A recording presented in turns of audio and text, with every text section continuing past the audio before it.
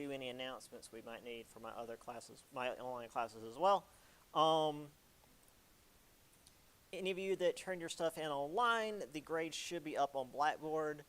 If they're not, well, for you guys, if they're not, I must have goofed because I've got all your grades right here in my grade book, so you guys have turned your stuff in.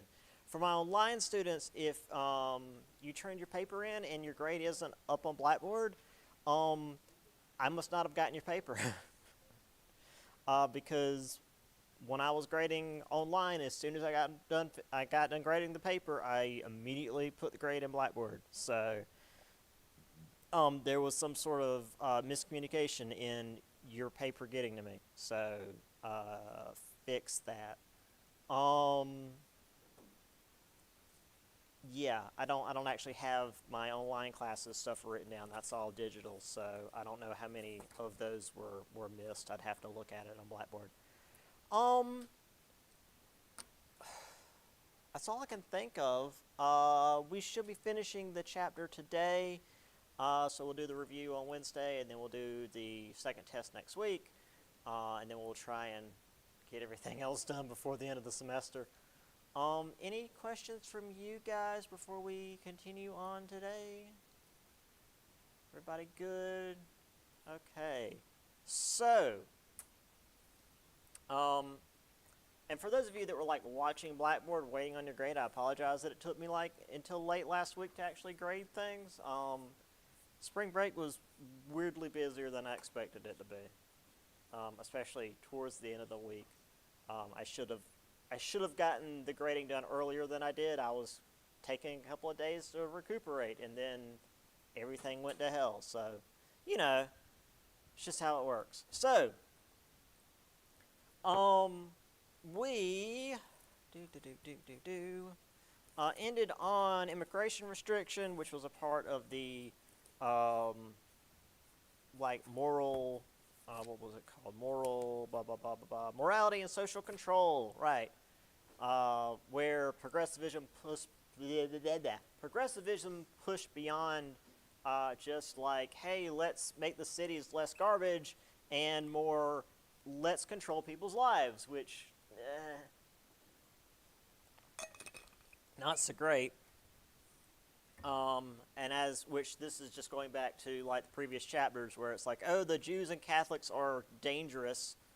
And then of course, you know, immigrants, the Asians, and we already talked about the Chinese Exclusion Act, which got a great image here.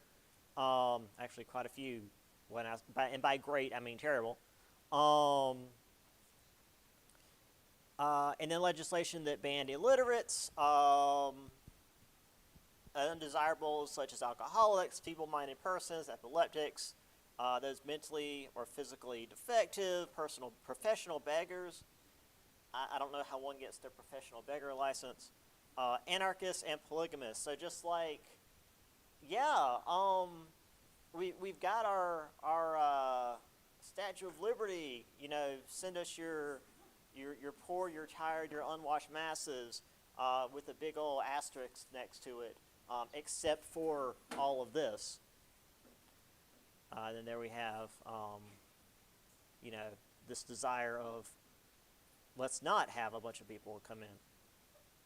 That one's the Russo-Japanese War, which I don't remember why I put that in there, but that's in there. Right.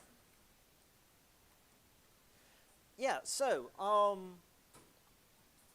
this is under the section good government progressivism. So the government's actually doing some good stuff.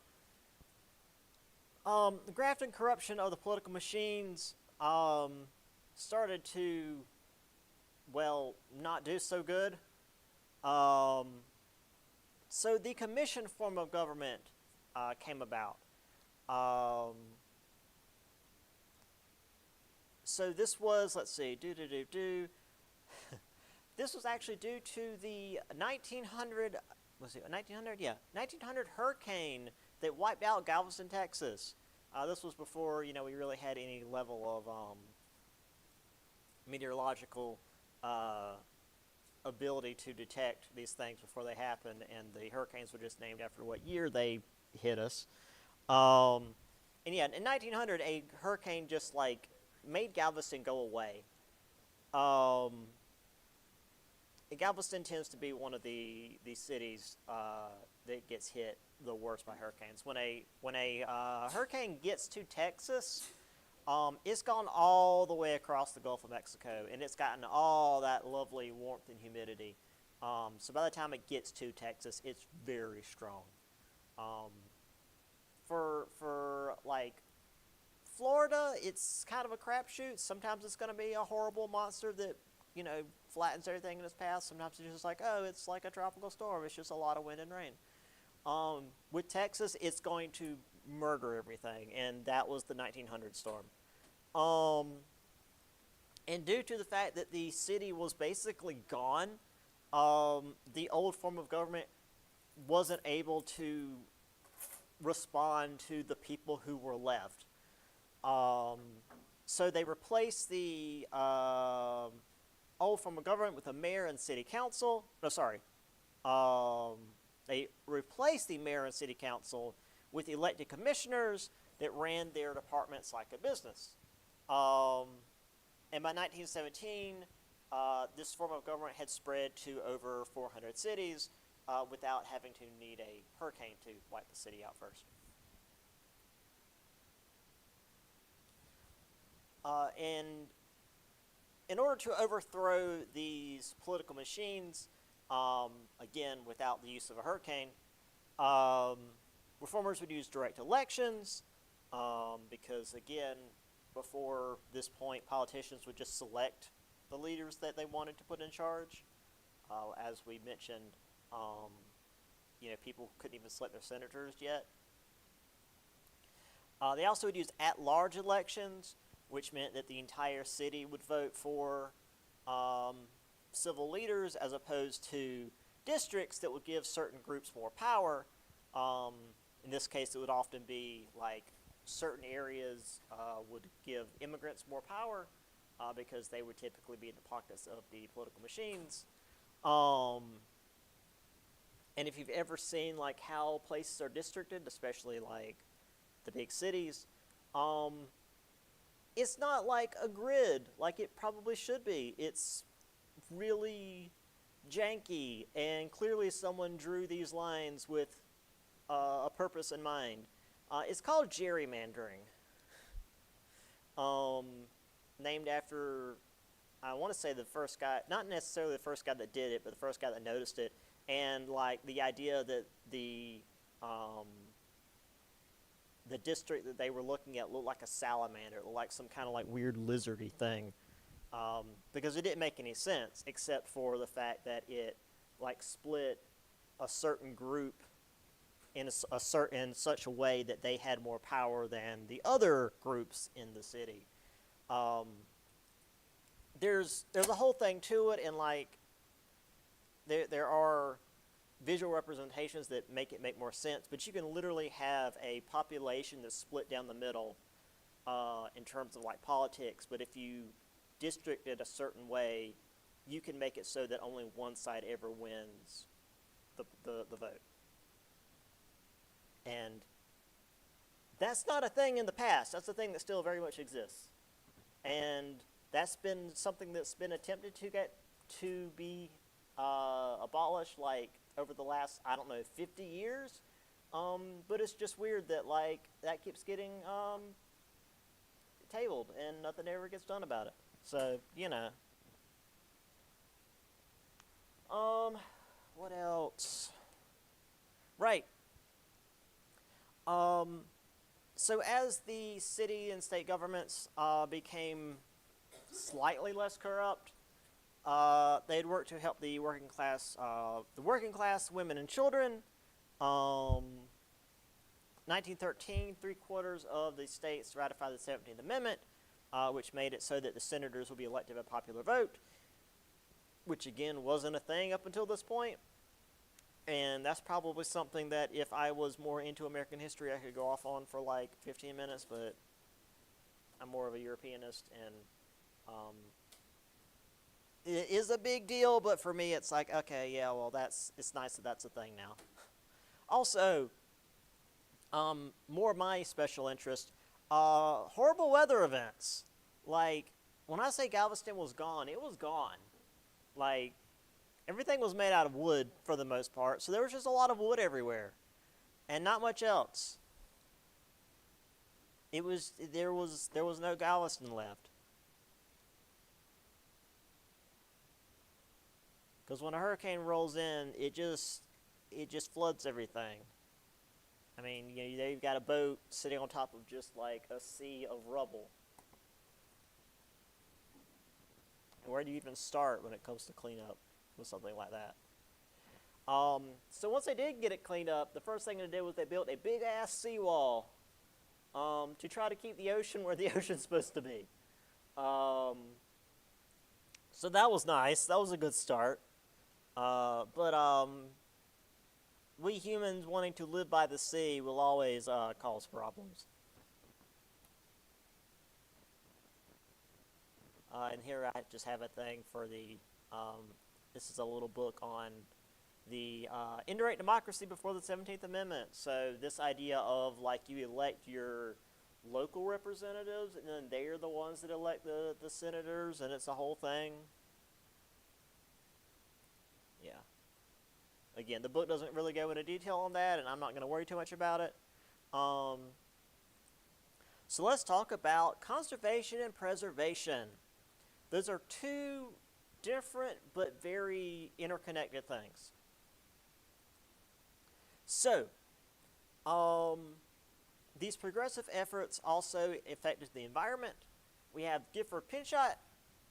He was the chief forester in the Department of Agriculture, and he emphasized the efficient use of natural resources, which big lumber companies were totally cool with because while it was more expensive to do sustainable forestry, it also meant that the smaller companies would not be able to afford it and they'd be run out of business.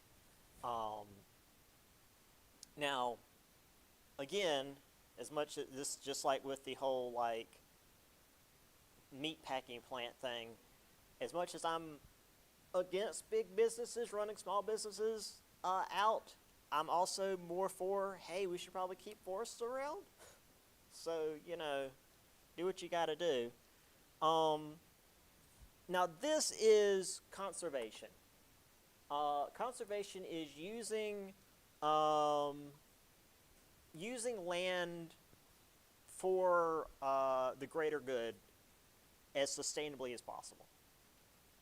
So, for example, California.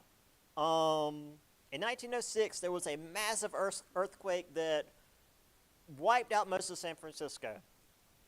This was another huge natural disaster, and in particular, this was one that I remember writing a paper on in, like, I want to say 3rd grade. Like, it was something that stuck with me for a long time, especially because the particular book that I read described because back then the roads weren't asphalt, they were like brick, and it described the road moving like a wave in the ocean, which was just a visual that I've never been able to get out of my head. Also, most of the lighting in the cities back then was gas. So obviously it broke the gas mains and set half the city on fire after the city had been toppled by the earthquake. Also, it busted the water mains in the city, so you couldn't move water to fight the fires after the gas mains had busted. So if the buildings didn't fall down, they burned. There wasn't much of San Francisco left. So, San Francisco officials requested the construction of a hydroelectric dam and reservoir at the Hetch Hetchy Valley in Yosemite National Park, so they would have a reservoir of water as well as a source of hydroelectric power. Pinchot was like, yeah, this sounds like a great idea because, well, it's using land for the good of a lot of people. However, the naturalist John Moore, who headed Yosemite, was against it, calling it, quote, ravaging commercialism. There was a 7-year protracted legal battle. Pinchot finally won out. The dam was built, but it did spur environmentalism as something political, which unfortunately is still very much seen as political today, despite the fact that, everybody breathes air and drinks water. I don't know, but whatever. Also, though, this argument over the use of the Hetch Hetchy Valley was only about how white Americans would be affected. They weren't too worried about the Mono Lake Piates, the natives who lived in the Yosemite Valley, who would have to get up and leave because the entire valley was going to be flooded when the dam was built. So, nobody was advocating for them. So, to further clarify, conservation is building the dam. Preservation is not building the dam, leaving the land as it is. And as we're going to see here in just a little bit, preservation is like the national parks. It's you fence off this, well, not really fence off, but like you have this area cordoned off. It's like you leave the stuff alone. So here is San Francisco after the earthquake.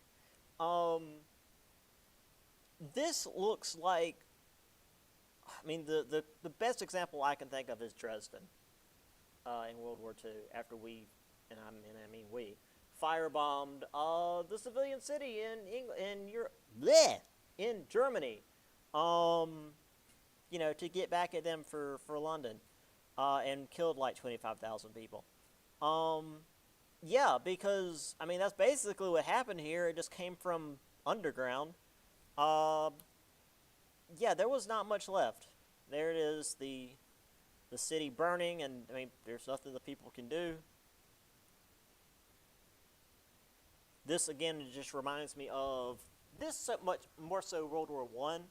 World War I and World War II, the Blitz, where just like the people of London are just walking around the city streets while the city burns because, again, nothing they can really do. They've got the National Guard there just to try to keep people as safe as possible. There's a cathedral, what's left of it. There's some rebuilding attempting to happen while there's still debris in the street. So here is Hetch Hetchy Valley before. So you've got, the river down here, all this marshland, marshland, swampy sort of area. You can see the trees down here, and then the mountain in the background. And then this is after it was dammed and turned into a reservoir. I do have it side by side here to show you. This actually does a good representation of this exact same area. So it does up to about here, which we don't really have any indication of how big this is, but considering this is like a river, this is at least, I would say, 60 to 80 feet. And considering that's the dam, I'd say probably more than that. This isn't the Hoover Dam, but it's still a fairly large structure.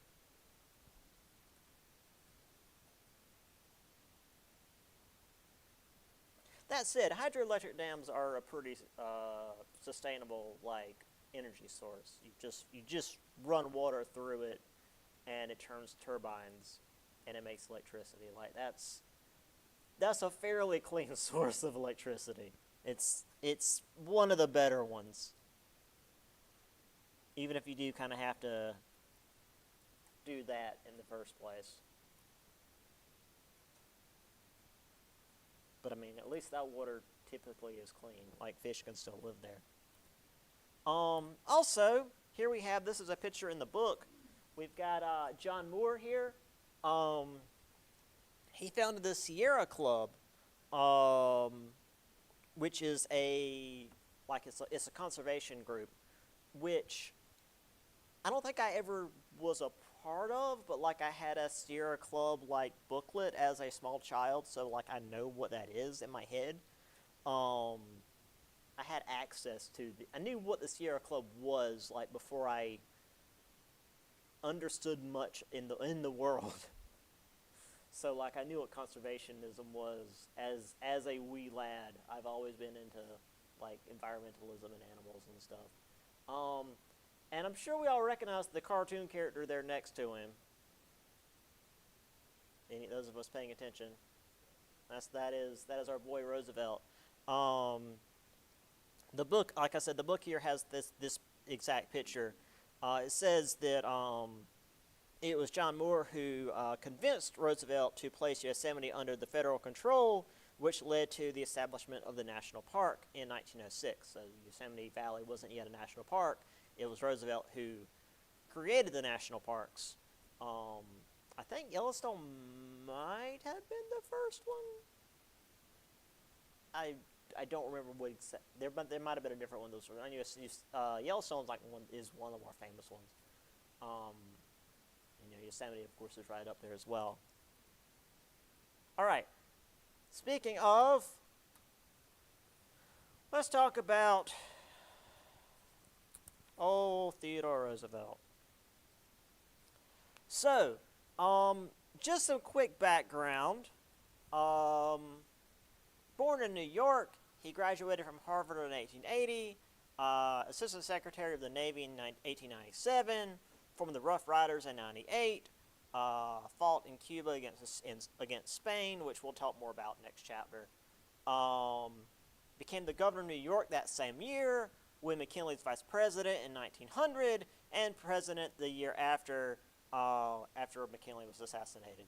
Obviously, you don't need to know any of these years, but just to show you, a lot happened in a very condensed time period. Which is just sort of Roosevelt's thing. And there's always a lot happening for him. Yeah. And as we mentioned, post Johnson, there wasn't a lot going on in the presidency.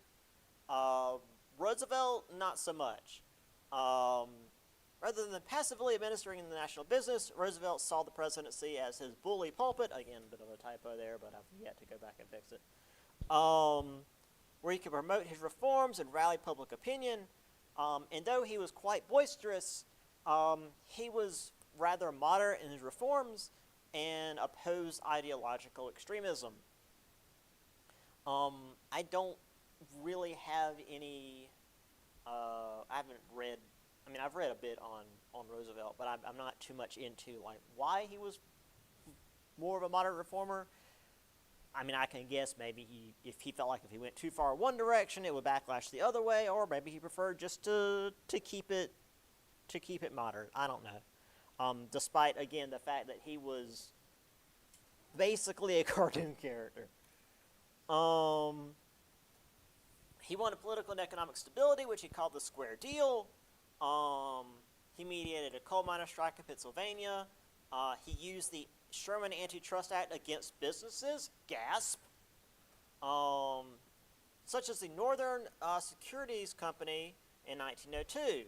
Actually, I've got a nice thing here in the book for that. Northern Securities held monopoly control of the northernmost transcontinental railway lines. The powerful financier behind Northern Securities, J.P. Morgan, believed that he could do business with Roosevelt as he had with previous presidents. "Send your man to my man and they can fix it up," Morgan informed Roosevelt. However, the president's man at the Justice Department responded, "We don't want to fix it up, we want to stop it."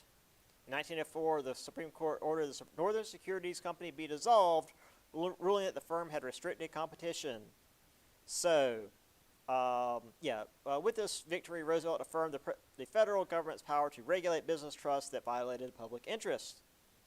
In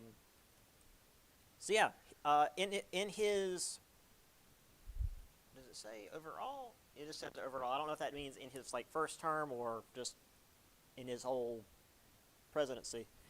He filed 25 suits and earned the title of Trustbuster because he felt that, well, if you're hurting the economy to fill your own pockets, you're hurting the country, and therefore we're not having that.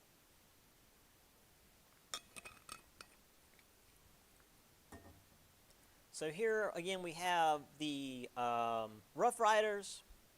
Again, Teddy Roosevelt just really stands out. He is a very different looking guy. I always like to, as a historian, whenever there's movies that have historical characters, especially when it's like they're meant to be kind of tongue-in-cheek, jokey representations of characters. The example I've got in mind is like Night at the Museum, where it's like, oh, there are these fictional versions of historic characters, and they have Teddy Roosevelt. And I go back and see that, and it's like, I don't know if they went far enough. Because he was really nuts. I like to describe this image as loud. I don't know, I'm sure we have recordings of his voice, but like, I can hear this image because he's just like, he's leaning over and he's pointing and he's clearly being loud. So here he is, again, here literally a cartoon character, but he doesn't look very different here than he did here, But here he is, taking down the bad trust, but he also did keep around what he considered good trusts. For example, Carnegie's U.S. Steel, he didn't take down U.S. Steel because he felt like U.S. Steel was working in the good of the U.S. interest, but he did keep an eye on U.S. Steel. He did put some restrictions on U.S. Steel. They made some deals, made some promises, signed some contracts to ensure that U.S. Steel wouldn't try to corner their market and hurt competition. So while he did put down bad trust, he also allowed good trusts to do what they were doing, as long as they weren't hurting the economy. So there is, I guess this is his guy at the Justice Department, putting the screws on the trusts. Literally, while he's in his Rough Riders uniform, looking really creepy from the window there. Here he is wrestling the railroad truss.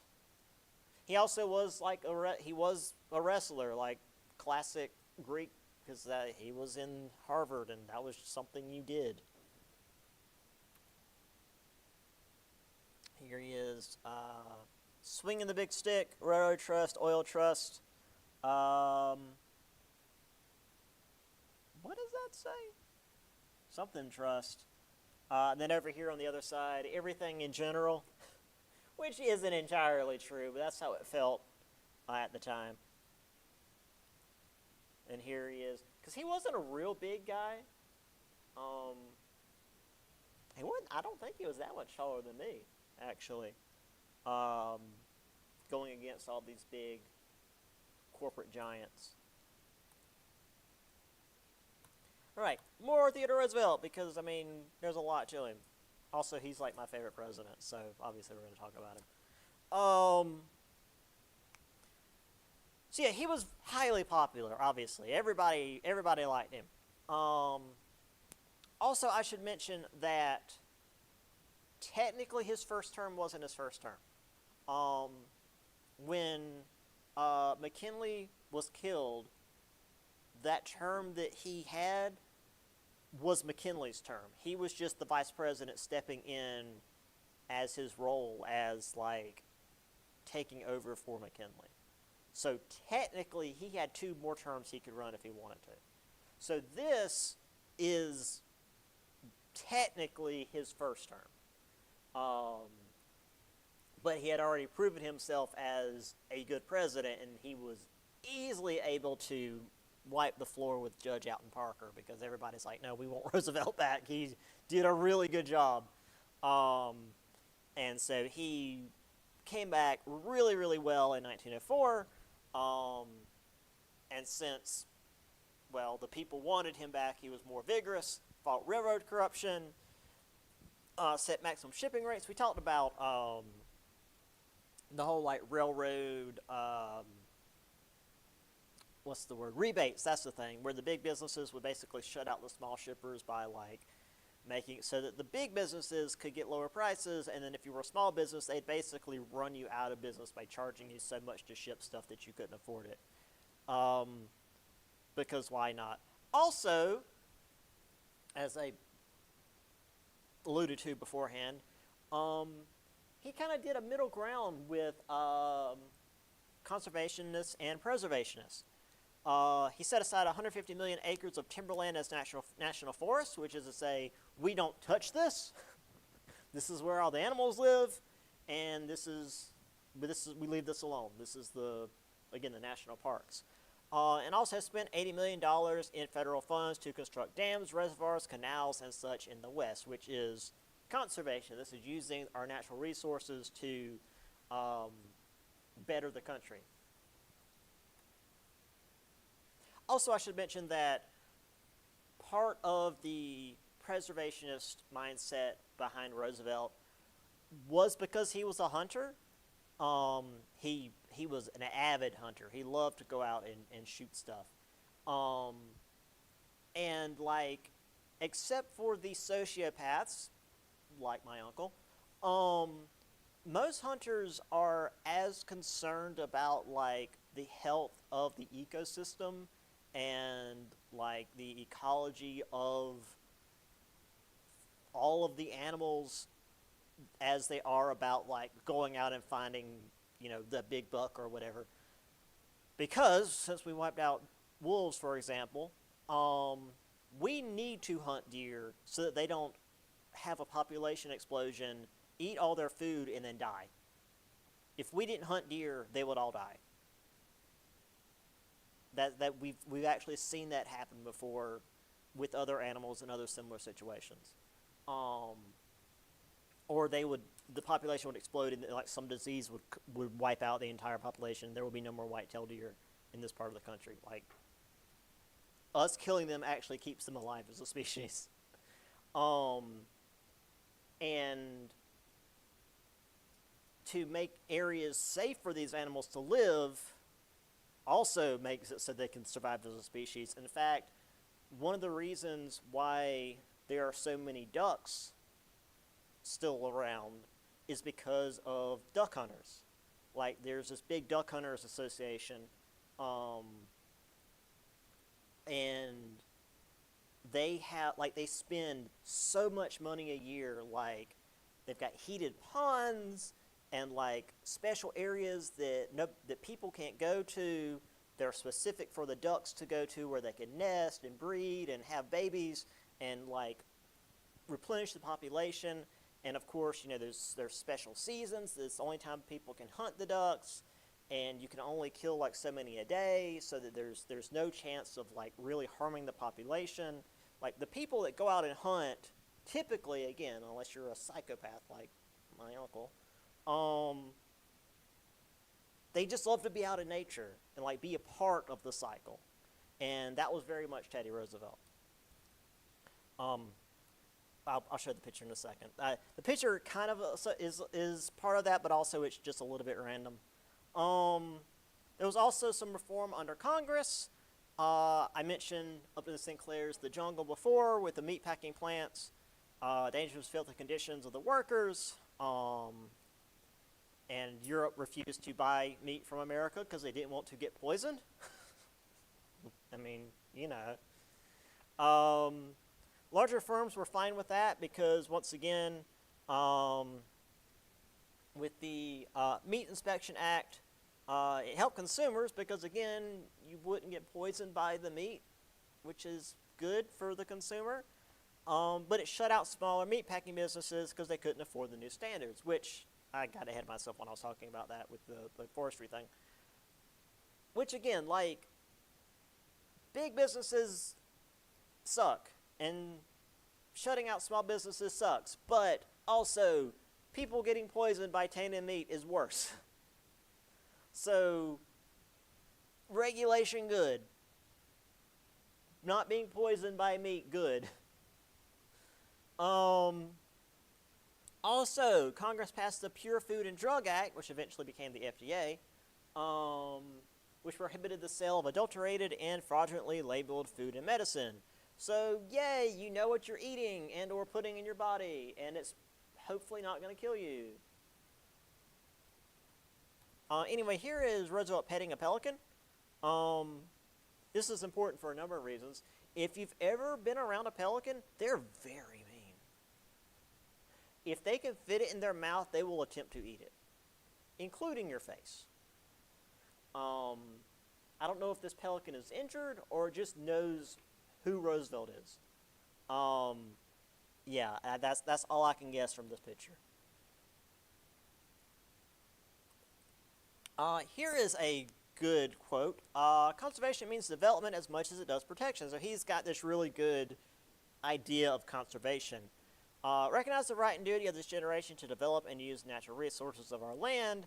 I do not recognize the right to waste them or to rob by wasteful use the generations that come after us.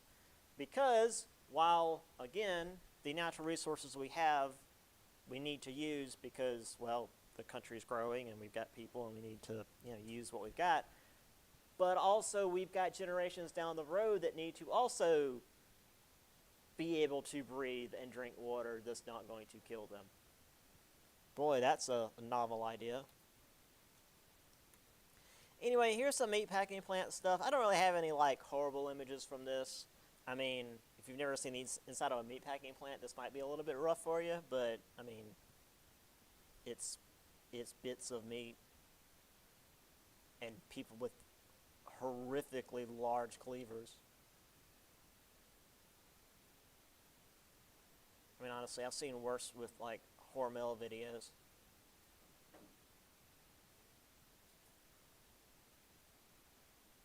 So just imagine this, but it's 120 degrees inside.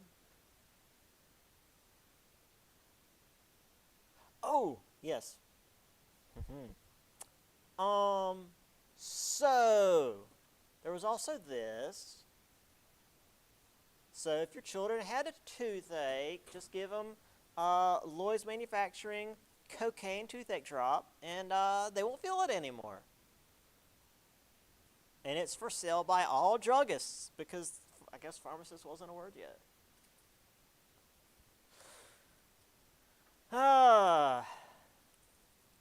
Also, I don't know where this image is. I don't know if it's later in the semester or if it's just in a completely different PowerPoint somewhere else.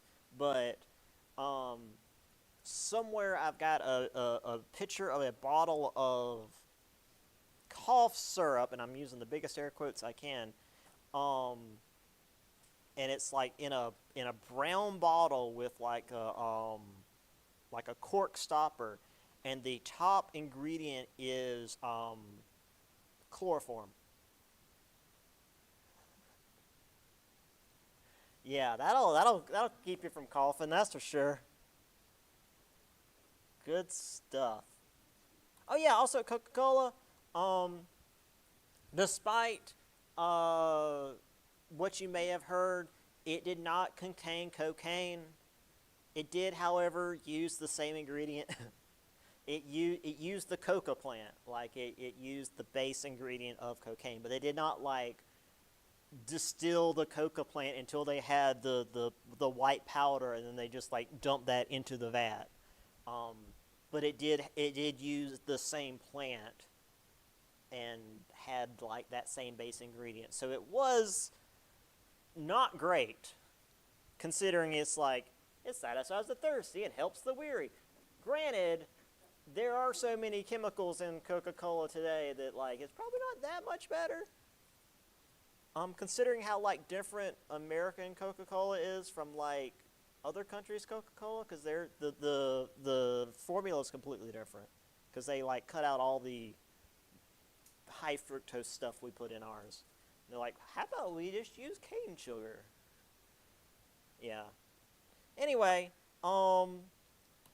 let's talk about a couple more presidents, and we will be done. So Roosevelt decided he was bored with the presidency because, as I said, he just did a lot of stuff really fast, and apparently after running for, or being president for like a term and a half, he's like, I'm done. And again, he could have legally run in 1908 because technically his first term wasn't a first term, as I said. He's like, screw it. I'm going to go do something else. William Howard Taft can be president. I endorse him. And everybody's like, hey, Roosevelt says this guy should be president. We're going to vote for him. And so Taft completely wiped the floor with William Jennings Bryan, who had attempted to run against, I already lost it. The guy that was assassinated before Roosevelt. So yeah, poor William Jennings Bryan is just not doing good. Taft, though, was not Roosevelt in the slightest. He was a weak leader in a session of Congress that was supposed to lower tariffs. Republicans opposed him, and he later signed the Payne-Aldrich tariff into law, which went against what progressives were supposed to be about, which is to say, lower tariffs. Taft also fired Pinchot for criticizing his Secretary of the Interior, who returned restricted Alaskan coal mines to private miners, which really pissed off Roosevelt because Roosevelt and Pinchot were buddies, and especially because Roosevelt considered Pinchot like a really valuable member of the government. And Taft didn't fire him because he was doing a bad job. He fired him because he criticized him. And Taft is being a bitch baby about it. Now, Roosevelt was busy being Roosevelt. He was over in Africa on safari because, of course, he was. He then also was giving a speaking tour in Europe because the Europeans wanted to see what the hell this man was. I would say he gave the Europeans a really interesting idea of Americans for a while. It wasn't until Wilson that an actual American president actually visited Europe while in office. So after returning to America, he attacked Taft for filing antitrust legislation against U.S. Steel for a deal that they had actually signed with the Roosevelt administration. Which, like, again, I get filing antitrust legislation against U.S. Steel, but he filed it for a deal that they had made with the previous administration. So, like, I'm kind of on U.S. Steel's side with this, which feels weird. But, like, if you sign a deal with literally the government, and then the government, after they change presidents, and not even, like, change parties, but, like, the president endorses a guy, and then that guy files antitrust legislation against you for that deal that you made with the previous guy, like, what are you even supposed to do about that? As we said, Roosevelt considered some trusts good.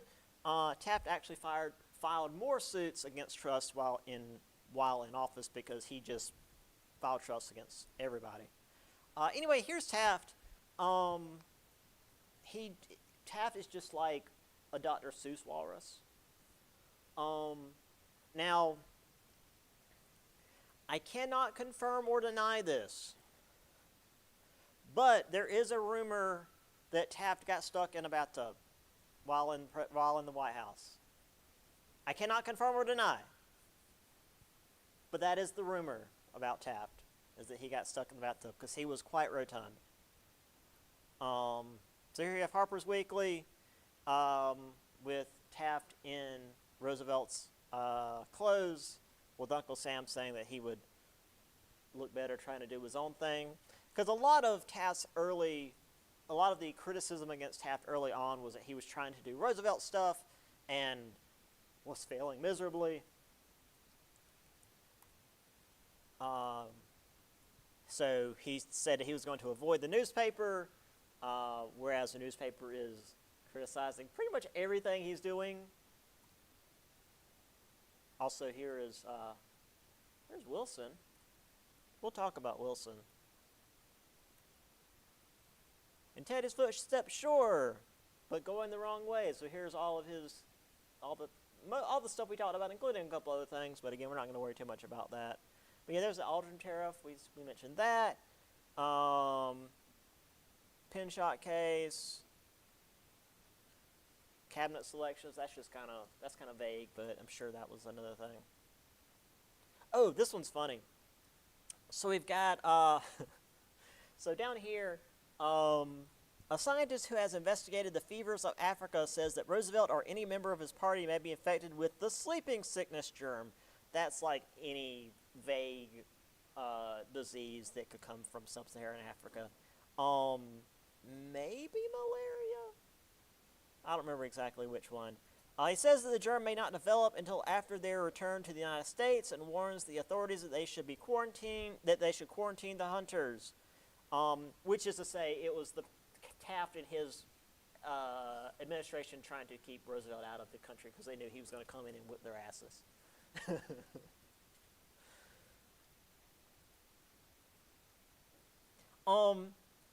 So we had the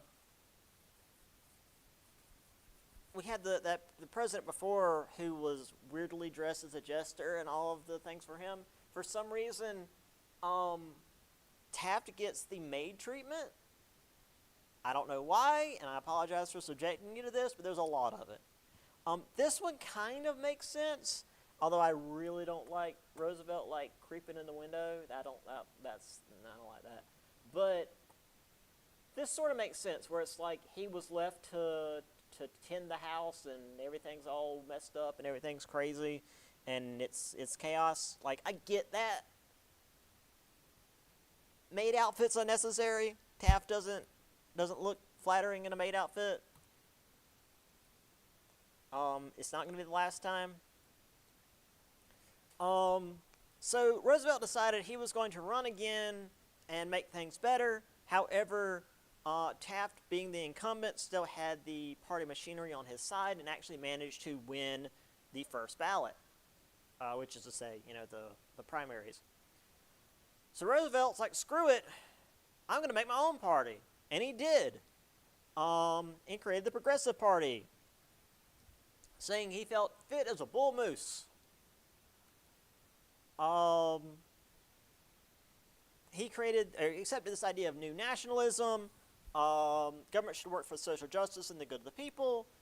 This so-called Bull Moose Party advocated income and inheritance taxes, 8-hour workday, abolition of child labor, workers' compensation, fewer restrictions on labor unions, women's suffrage, which of course got women like Jane Addams on board. I believe it was also during this campaign where he was just like standing up and giving a speech, and some dude walked up and shot him in the chest. And once they hauled the guy off, he's like, okay, well, I'm going to finish my speech. And continue giving a speech for another 30 minutes with a hole in his chest. Because Roosevelt... Now, granted, guns at this time weren't quite as strong as they are today, but he did get him in the chest. Because I think at one point, the crowd was getting a little bit rowdy, and he's like, I don't know if you people understand, but I have been shot. Democrats nominated Woodrow Wilson. His New Freedom Plan offered an alternative. Wilson saw the government as being more limited. He wanted to ensure healthy competition and rejected women's suffrage and the abolition of child labor because, let children work. It's fine. Children yearn for the mines. And we also had Eugene V. Debs running as a Socialist Party candidate. So there was a lot going on this election. With Roosevelt and Taft splitting the Republican vote, Wilson won 43% of the popular vote and thus the presidency. So we have another loud picture of Roosevelt behind a bull moose head. When I was putting this together for the first time, I found this. So apparently there's still like a progressive bull moose party website. And here's the picture. Here's the bull moose with Teddy Roosevelt's horrifying face melded onto it. His teeth and eyes do not go well with a long moose face. It doesn't work. Don't do that. There he is again being odd. He was very stocky, but again, I don't think he was especially tall. Here is Wilson, I guess, throwing out the first pitch. A rare picture of him smiling, because there's a picture in the book of him smiling at his inauguration. It says here, not considered a jovial man, Wilson is seen here enjoying himself as he takes office. So the book just sort of offhandedly says he wasn't very happy.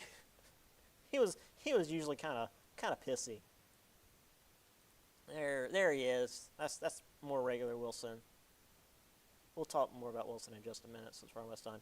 Here's Debs and Emil Seidel as vice president.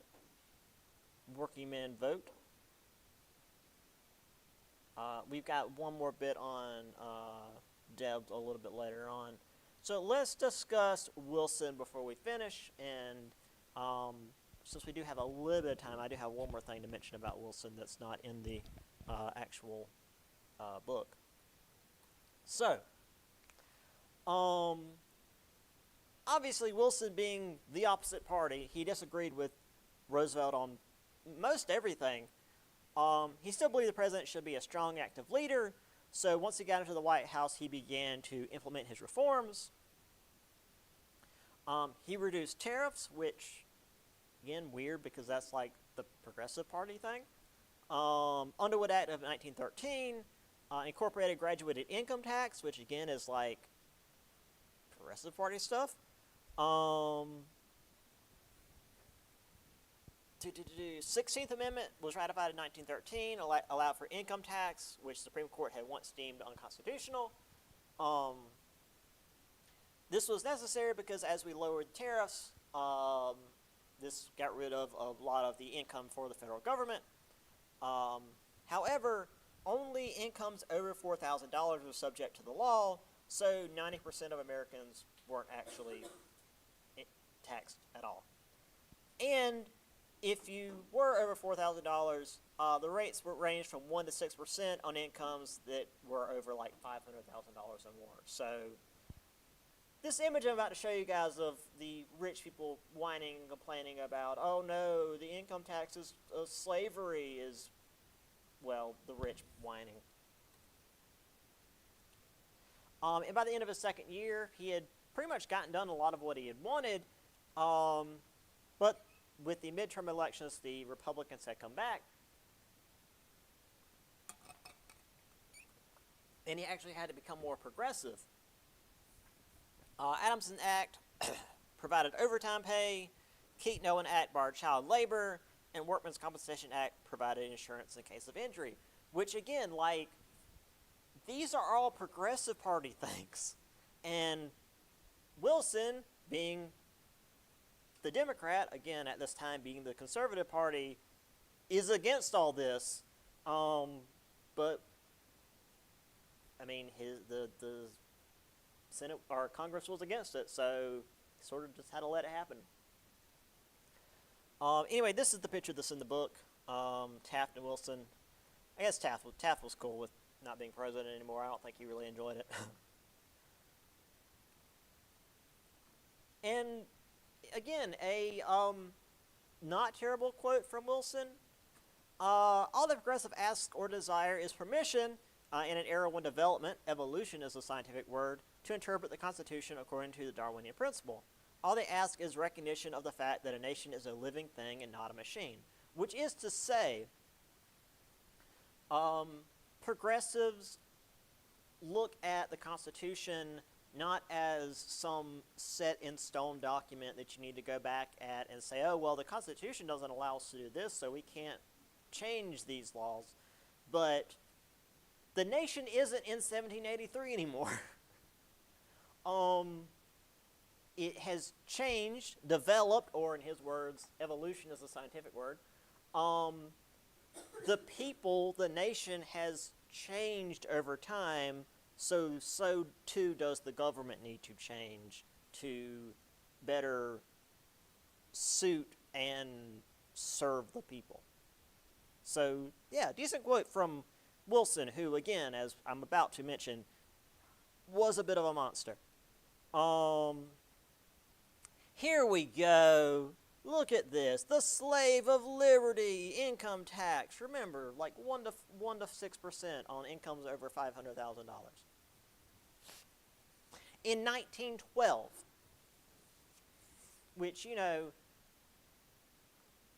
with inflation is like in the billions. But, you know, 1 to 6%. Oh, no, that's slavery. Freaking rich people, man. There's Wilson delivering the goods. Trust regulation, currency reform, tariff revision, yada, yada, yada. Again, he wasn't a terrible president, just a terrible person. Okay, let's finish the conclusion, and then I'll get more into Wilson before we leave. So, with the work of the progressives, Americans were expecting more from their government. Food and medicine were safer. Children could go to school rather than being forced to work and, you know, like, die in the factories and the mines. Women laborers could not be exploited as much. Political officials had to respond to their constituents more closely, or their asses would get fired. Environmentalists like Pinchot saw the government make moves to better preserve and conserve land more efficiently, which was nice. And though laissez-faire was challenged, individualism and competition was still seen as good things. They just wanted to balance things out rather than, you know, let capitalism turn people into cogs in a machine. Oops. Still, though, as we saw through this chapter, progressivism was not some monolithic movement. There was different people, different ideas. Leaders came from the middle class, but they would gain support of the rich or poor based on what they pushed. There were conservatives who fought the change, but tides were shifting.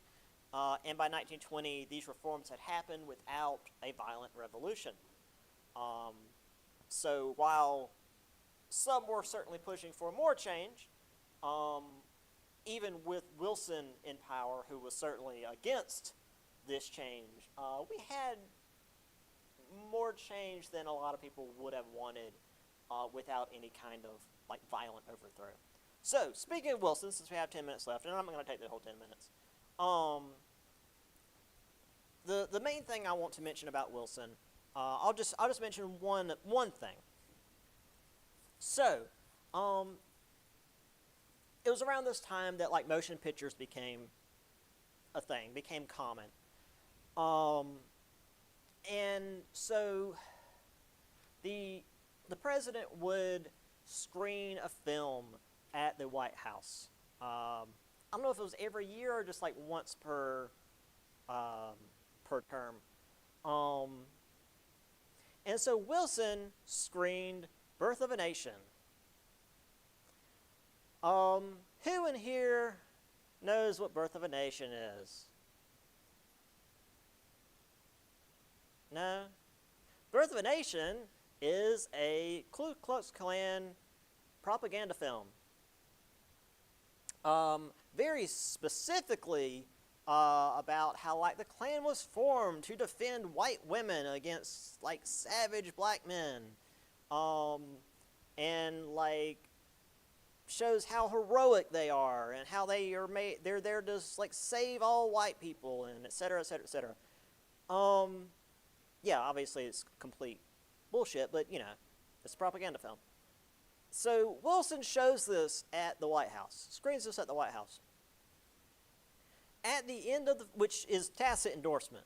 basically. But at the end, he says, and of course it's extremely violent. I mean, they're showing like a lynching on screen, not a literal lynching, but it's a depicting a lynching. At the end of the film, he says, the worst thing about this film is that it is so true. That was Wilson. So, yeah. Yeah, so the study guide should be on Blackboard. If it's not, I'll put it up there here in just a minute. And we'll do the study guide on Wednesday. So I'll see y'all then.